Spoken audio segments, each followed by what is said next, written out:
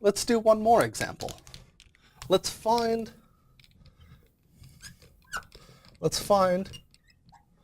first partials of, let's say, f of xy is of x cosine y. There you go. So let's do this one, a little bit more complicated of a function here. All right. So the first partials are these guys, the first derivatives with respect to either variable. It's kind of a hint to what we're going to do a little bit later when I say first partials. So let's find these again. df, well, let's this time use the other notation.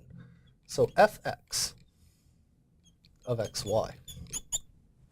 Okay. So we have to find the derivative with respect to x.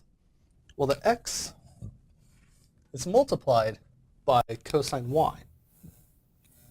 But since y is a constant when we're taking the derivative with respect to x, so is cosine y.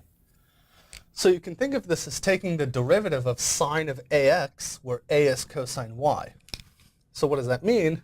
That means the derivative is going to be cosine of y, that's sort of the constant in front of the x, times cosine of x cosine y. Right? So it's a little bit of a chain rule, but nothing too big. All right. So now let's do the other one.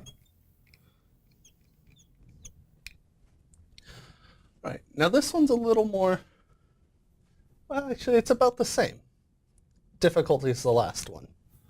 Right? So here we're taking the derivative of sine of x of cosine y.